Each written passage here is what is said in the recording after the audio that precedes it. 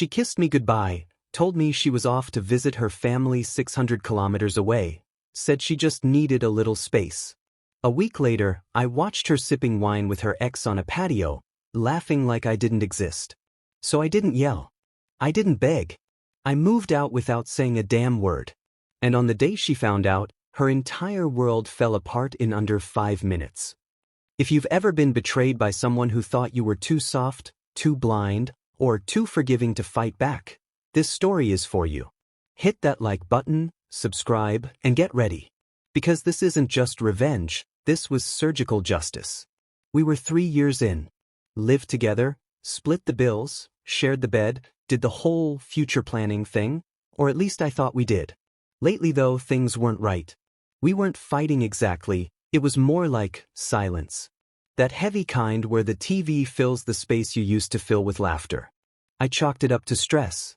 Work, life, maybe we were just in a rough patch. I still believed in fixing things. She, Melissa, clearly didn't. One morning, she tells me she's going to visit her family. Says she needs to clear her head. They live about 600 kilometers away. A full week. No big deal, right? I gave her a hug, told her to drive safe. I even helped carry her bag to the car. What a fool. Fast forward 4 days. I'm grabbing lunch with a buddy, trying to distract myself from the weird silence in my life. We hit this patio place, cozy, nothing fancy. And that's when I saw her. Melissa. Not 6 hours away. Not with family. Right here in the same city, having the goddamn time of her life with her ex-boyfriend. Laughter. Hands touching across the table. The whole disgusting scene unfolding in broad daylight like I was invisible. My heart didn't break. It froze. I didn't go over there. I didn't scream. I just pulled out my phone, took a few quiet photos, and left. That was the moment something inside me switched. No more saving what was already dead. The next morning, I called my landlord. Month-to-month lease. 60 days notice. Melissa's name wasn't on anything. It was my place. I handed in my notice. Just like that.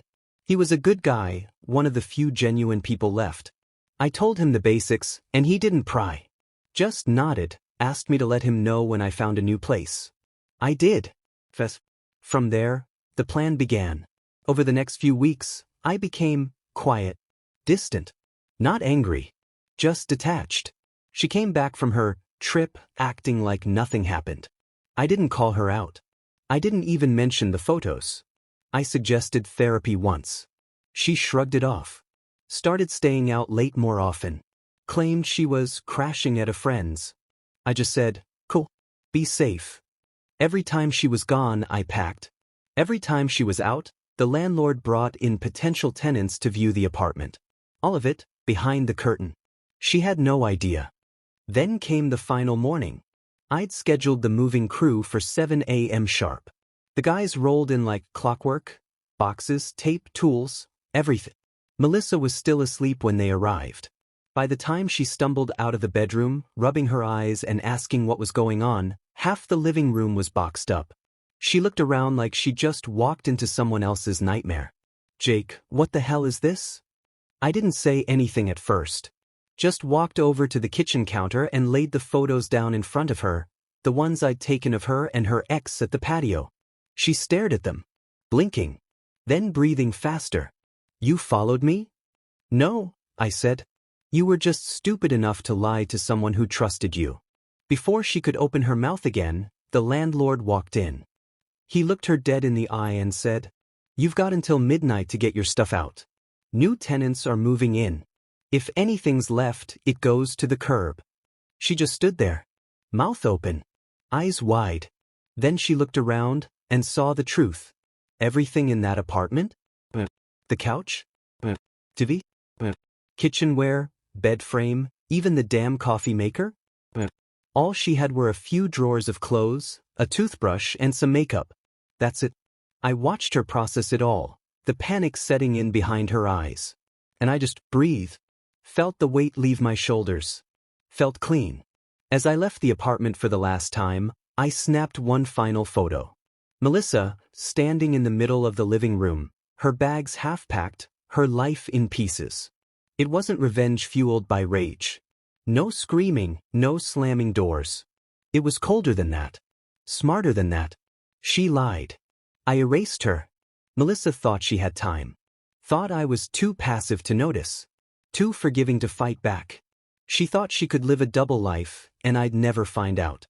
She had no idea I'd spend weeks planning the perfect exit, that I'd pack every box behind her back, line up a new place, and leave her standing in a room full of memories that didn't belong to her. She thought I'd break. But in the end, she was the one left standing in ruins. Sometimes, the best revenge isn't about shouting. It's about silence. About walking away with everything, while there's still clinging to nothing. If this story hit you in the chest, drop a like and let me know in the comments. What's the coldest revenge you've ever witnessed? And don't forget to subscribe, because trust me, I've got more stories where the quiet ones win loudest. See you in the next one.